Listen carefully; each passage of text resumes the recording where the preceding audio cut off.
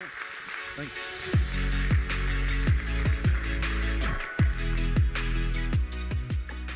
So I think what I want to do today is I kind of want to look at WebAssembly. Now, WebAssembly is going to be bigger than blockchain.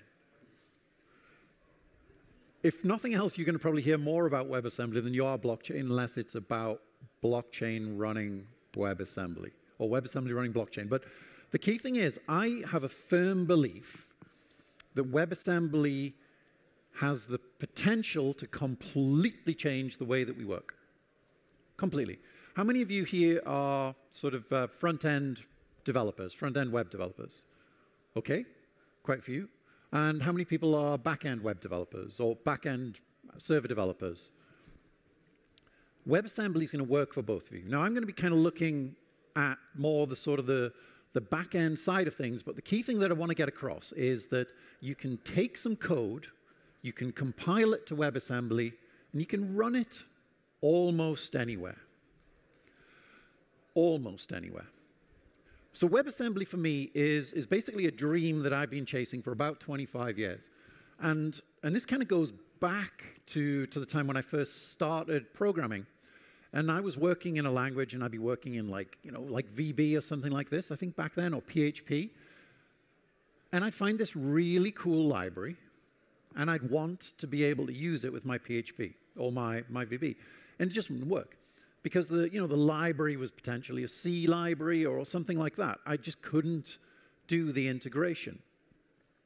And then as kind of things progressed, and I started building more and more complex systems, I wanted to build stuff that ran anywhere. And again, I wanted to be able to kind of take some code that I'd written, and I want to be able to run it on an Android device, and I want to run it on an iOS device, but I kind of want to write it in like a language that maybe also runs on the back end.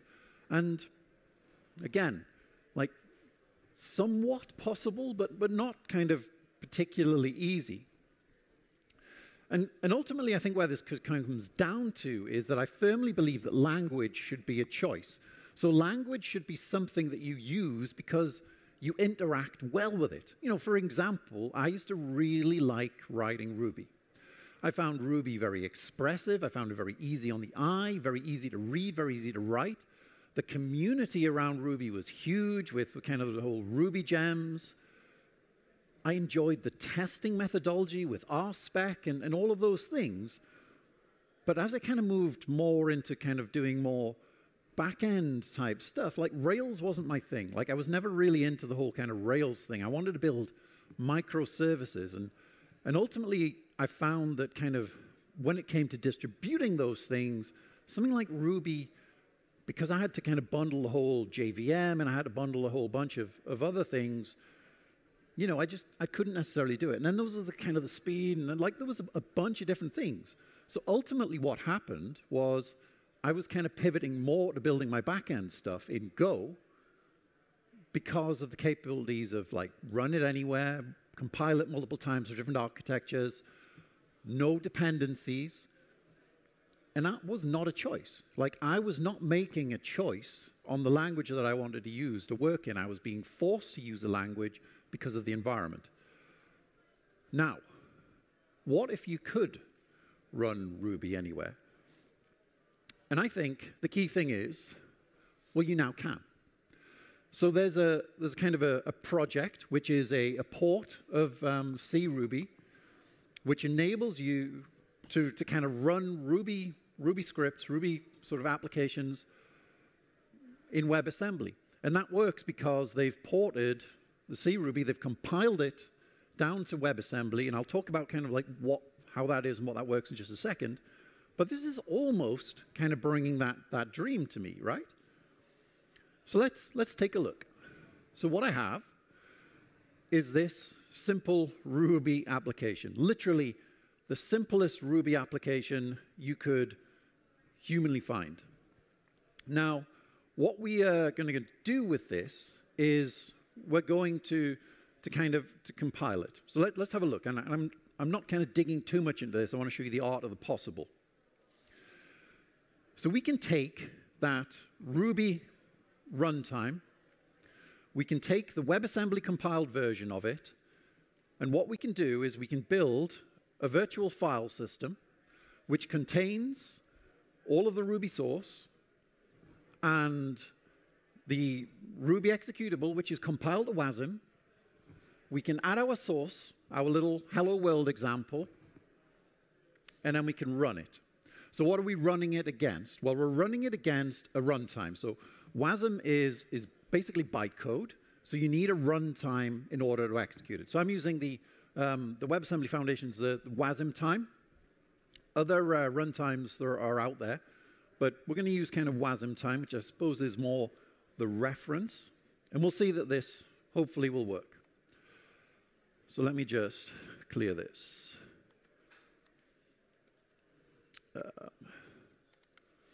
Okay, so I'm going to go change into our Ruby folder. And now let's run it. So, you know, we compile it down, and we're running that as WebAssembly in Wasmtime. So what I'm doing there is I'm basically saying, run my hello WASM module, which contains all of my Ruby runtime, and I want you to execute the source file there. So exactly if you were doing like Ruby using the Ruby binary and just running your source. But it works. And like in terms of like a portable kind of distribution, then our ruby.wasm is what, like 16 megabytes? So that's like, you know, Ruby compiled down to WASM, which I can now run anywhere without dependency in 16 meg. I think that is a step forward. But let's kind of dig in a little bit deeper. So how does kind of WebAssembly, how does it work? Well, if we kind of take the definition, what WebAssembly is it's a compiled target. So you take something like Go, Rust, sort of ActionScript, C#, name your language, and you take that code and you compile it into WebAssembly format, into binary code, which can then be run by the WebAssembly runtime. So you would take, you know, like an example here, let's take this simple function which is written in Go, and what we output is this here. Now this is not WebAssembly binary, it's the WebAssembly textual format, but the two are interchangeable, but this is this kind of like thing which is not designed to be humanly readable is the kind of the product. And that means that I can now take my Go code and I can run it against the sort of the WebAssembly VM. Now we need to think about the type system, and at the moment I think the type system is one of the kind of the, not the biggest problems, but it's an evolving specification. It's limited. At the moment, the TypeScript, in terms of what the definition of a WebAssembly function can be, you're kind of predominantly dealing with sort of either sort of whole numbers or floating point numbers, 32 or 64-bit. Does that mean that you can't use strings? Well, you know, there's ways and means of doing that.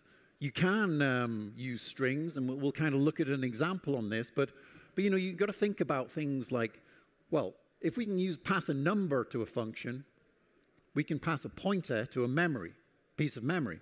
So we can kind of do our own decoding. Now, for kind of disclosure, the kind of the WebAssembly, the sort of group, the working committee that's looking at this are looking at more complex types. It's not here yet. There are specifications which you can kind of read, but they're looking at the ability to do things like interface types, and we can look at that. So, you know, if you can get a pointer, you can get a byte array, you can get a string. You can use things like JSON or protobufs as kind of if you want to do complex object interchange, but it's a kind of a limitation by demand, right? Like the sort of the WebAssembly binary format is of a particular limited type. So we're going to have a look at this. So I'm going to look at a web sort of a demo environment that I've built. And since we had John here today, I thought, well, let's kind of do a Minecraft thing. Why are we going to do a Minecraft thing when we have the father of Doom? Well, we're going to do a Minecraft thing because what we have is Doom in Minecraft which has the ability to use WebAssembly. And I think, does it run Doom? Kinda. I mean, I think the thing is that the wonderful folks at Cloudflare have actually created the ability to run Doom as in WebAssembly, so definitely check that out. But we're going to do Minecraft, Doom, and, oh, hello, shotgun guy. Not anymore. Oh, there's a barrel. We can blow that up. Like I could literally. Did I have I got something to do here? Am I? But ultimately, we've got this. I could just entertain myself for days. But we do have a point, and our point is that we are going to write some WebAssembly to help us progress through the first level of Doom here. And the way that we're going to do that is because I've written a mod for Minecraft, which allows me to execute WebAssembly functions. So we've actually got Wasmtime running through the Java bindings inside of Minecraft to allow us to play Doom. I thought that was fun. But we need to write some WebAssembly first. So let's kind of dig into that. Now, what we're going to look at first is we're going to take a look at some basic functionalities. So we're going to look at the very kind of sort of simplest approach, or the simplest thing I think you can do in WebAssembly, which is we're going to look at a sum, which will kind of take two numbers. Now, to do a sum, what we've got here is a Go application. And this is kind of again, a very basic scaffold. So main.go, package main, couple of imports. If you're not a Go programmer, this is kind of like one step. It's hello world. But what we can do is we can actually add a function which will enable us to kind of be called from WebAssembly. And it looks like this. Now that is just a Go function. I mean, I'm literally just taking function, calling it sum. I'm going to add two integers, and I'm going to return an integer. So in terms of like as an external interface in WebAssembly, this is kind of a very basic type. Now, the key thing that kind of makes this usable from a WebAssembly perspective is line 10 there. So we're actually marking it as it's an exported function. And this is something that you would do if you were using, to kind of, if you wanted to generate C bindings for your Go functions or anything like that. It works exactly the same. And let's go and let's build this. Now, to kind of to build things, what we're going to do, I can't remember where I put my code on this computer.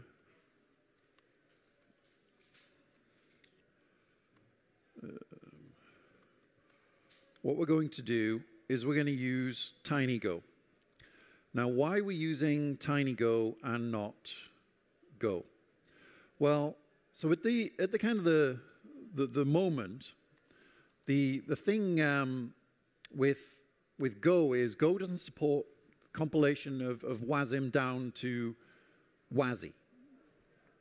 And this is what we kind of need in here. Now in Go 1.20, I think it is, which will be due out very, very soon, then we're going to be able to do those things. We're going to be able to do that compilation. At the moment, what we're going to do is we're going to use TinyGo.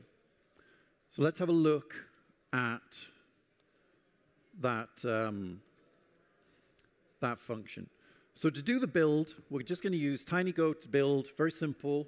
We're targeting WASI, so the WebAssembly System Interface, which gives us the ability to do files and things like that. And we have to do a little bit of a kind of a hack, and we'll kind of get into this at the moment, but there's like two different ways of of a WebAssembly module. It can be a command or a reactor. A command is something that runs and then is complete. A reactor is something which can be kind of called multiple times. You can call different functions on it.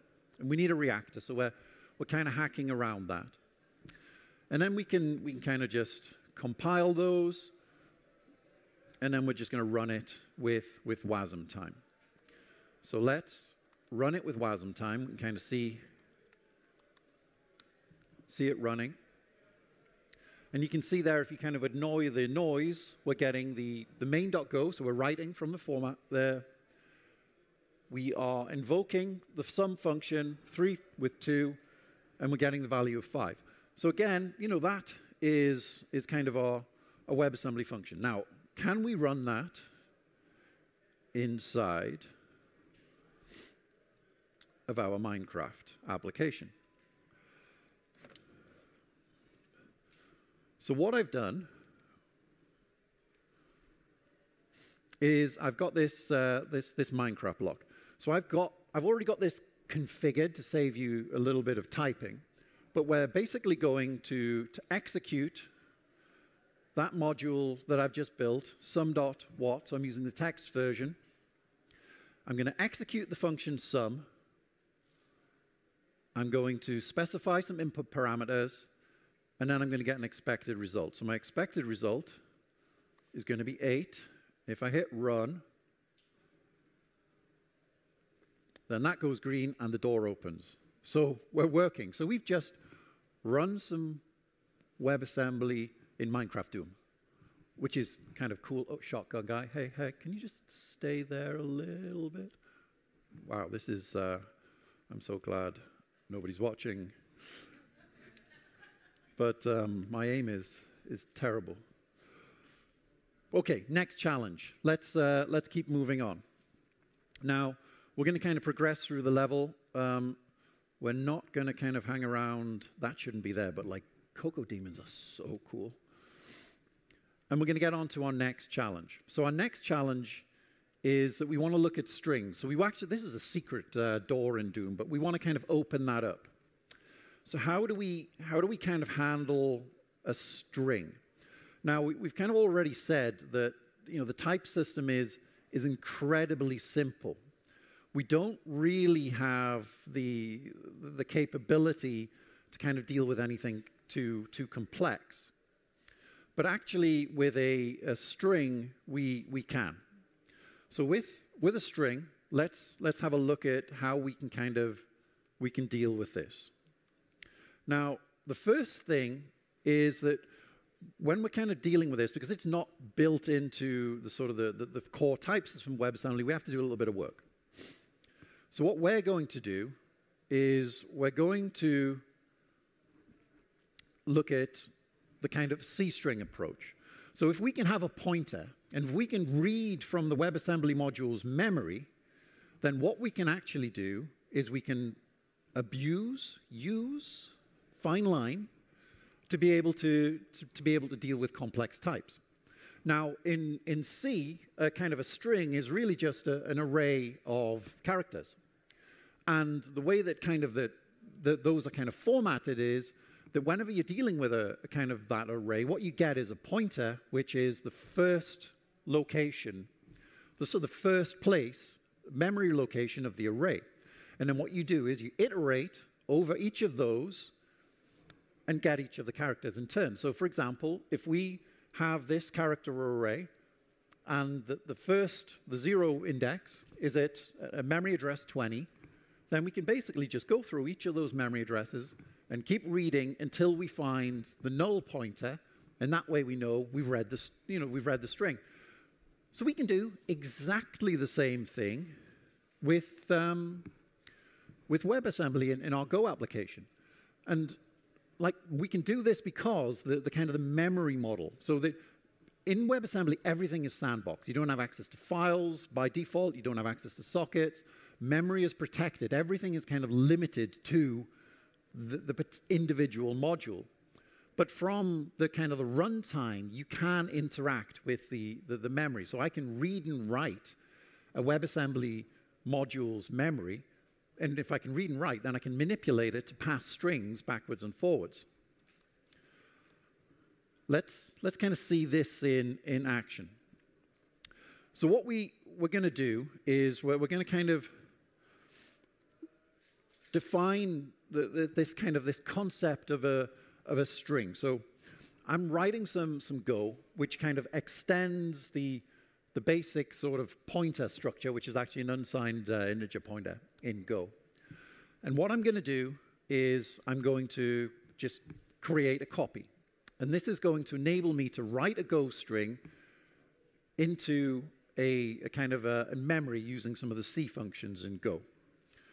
So the first thing is we're going to allocate the memory, because we're kind of doing this in an unsafe way in Go. And again, like, this is reusable, but some things are going to get solved. We allocate the memory, then we can allocate a buffer, which is going to be the size of our string. We can copy the string into the buffer. So we've basically just copied the string into a pointer. And then once we've kind of got all of that set up, then we can kind of do some things like allow us to reverse the process. So if we have a pointer, we can turn it back into a Go string. And if we've got the ability to kind of do those things, we can write some nice helpers to kind of create those. But what that kind of really leads down to is the ability that we can create functions which can use strings. And like, thank you very much for completing that there for me. That was very nice of you. We can do this. So this is still a WebAssembly valid function in terms of the type system, because actually, even though it's using ABI WASM string, ABI WASM string is just an unsigned integer. And that's how it'll work, integer in, integer out. We have to do some clever stuff under the hood, but it will work. And because of that, what we can do, we kind of go back over to our demo to run this. We can run this. We're going to, same thing there. The function execute is going to be hello. I'm passing in the parameter Nick, and then I'm going to do an assertion, and I expect that the output is going to be hello Nick. So we're running this again in WebAssembly. That works. Door opens. We're going to go down here, and we are not going down there because I know that there is a Cocoa Demon. But let's level it up one step further. Because the kind of the key thing, the dream that I had was the ability to kind of integrate multiple languages. And I can do that. Because what I can do is I can use the WebAssembly System Interface. I can use the ability to kind of integrate files. I can have sockets and random numbers. But the key thing around sort of WebAssembly is that I can actually compile two different languages to WebAssembly and link them together, importing their different functions and running it all together. So how are we going to do that? Right. Well, what we're going to do is we're going to kind of look at another example here. So let me just scroll this. Gosh, this really is difficult to navigate when you're kind of trying to run through this. Right. So we have a Go function. And what this Go function does is it enables us to decrypt a file. We've also got a function to encrypt a file. So we're using AES encryption. We've got a file which is encrypted with AES encryption using a keyword, and we're going to compile that capability to WASM module with Go. And then what we're going to do is we're going to use it from a WebAssembly application which is based in Rust. So here is my decrypt image function. We're importing some functions there. So again, we're using the extern C, but we're importing that from our Go application. And then we can do some stuff. Now, in terms of the sandbox, WebAssembly, you can't have access to every file. Our modules can share files because the modules have got the same file structure which is mounted. That's kind of part of the capability-based approach. And we should be able to decrypt a file by kind of doing this. Let's see if we can do that. Right, so we've got our WebAssembly module here. Now, what we're doing this time, slightly different, is we are loading two modules into Wasmtime. We're loading our Go module, and we're also loading our Rust module. We're going to execute our decrypt images.